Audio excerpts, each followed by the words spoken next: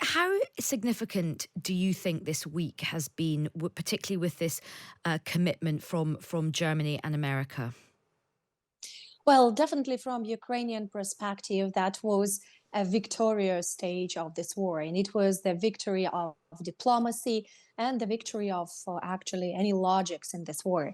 This is not the war of spares, which means the side that has modern weapons will win or will have a chance to win.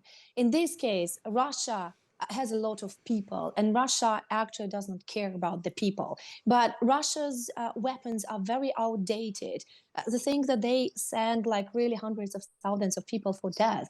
And I was talking to our soldiers and going to the front line, and they say that Russia is using the World War II tactics, just having a lot of people. And Ukraine really cares about the people. This is our treasure, but we need to defend, right? And if we have these tanks, then we will be able to defend our land and probably to take over the occupied territories when Russia will prepare the next offensive. And you know that the Western intelligence and Ukrainian intelligence, we all expect the next offensive probably late February, March, or maybe April. Russia is definitely preparing, and we need to be ready.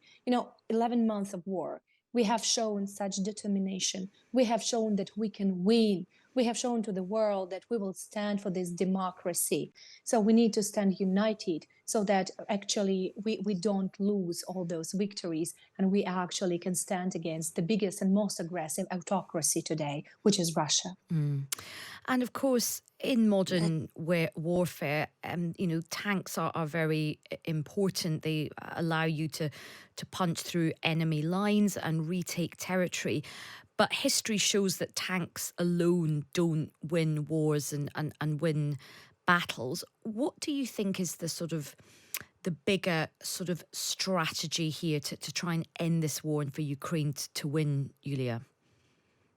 Well, you are absolutely right that this is not only about the tanks, right? We speak about the tanks because that was a critical decision, and we were like all fighting for it, and we're all expecting this agreement approval for the tanks. But in fact, we see that this is not only about provision of tanks. First of all, our people, they will be trained. And there are a lot of difficulties in the logistics because these tanks that provided by the UK, the Challengers and Leopards and Abrams, they are all different.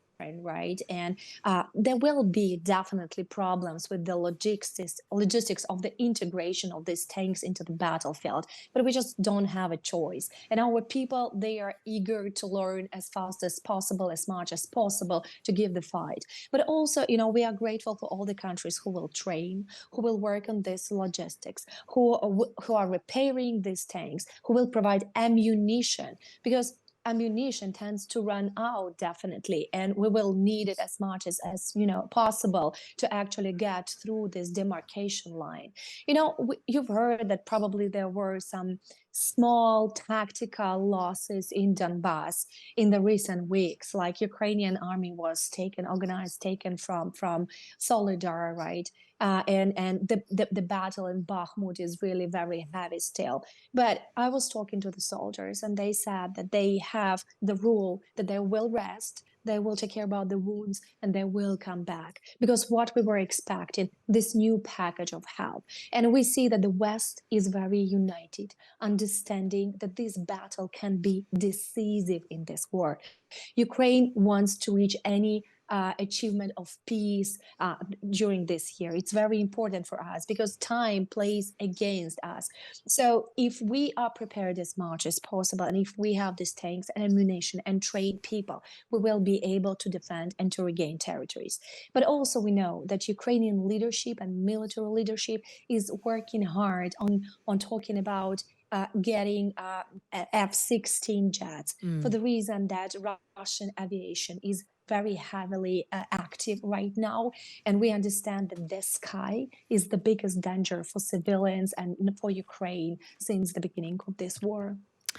Absolutely, the airspace is a very contested issue, and Yulia, of course, we're coming up to the first anniversary. I mean, it seems really shocking that this has now gone on for a whole year. That'll be coming up soon. What is the state of mind of the Ukrainian people? To talk to us about the sort of psychology and the mindset of people, almost a year into this conflict. This is such a good question. Thank you for this. Uh, I was here, I have been here since the first days of war. We did not leave Ukraine. The thing is, what I see that the organization of our people and determination of Ukrainians to save the country, such a belief, strong belief that this country must be independent and must exist, that was the secret why actually Ukraine survived, because everyone was prepared to do everything possible he or she can do. And now Kiev has almost returned to the level of population that was here before the war. So before the war, 3.8 million of people officially lived in Kiev, and now we have 3.6 million of people. So we have traffic here, we have jams. I mean, we have problems with the parking slots here. And in my yard, I see moms with young kids. And I was talking to one of these moms, asking her, like, what is she thinking? The new offensive is coming. And she said, I don't believe that I want to have the refugee life. And this is my home. And we believe if we run to Western Ukraine, Russia can shell Western Ukraine too. So I don't need to run there. And I want to stay here, and I want my daughter to be a Ukrainian, to go to the kindergarten. So it's very difficult because every day we expect some attacks. Russia shells 8 regions of Ukraine, which is a quarter of Ukraine every day, and organizes massive attacks at least 7 or 10 days, every 10 days. And we go and we hide. We go to the bomb shelters, to the metro stations, or, to the bathrooms if we cannot walk very far.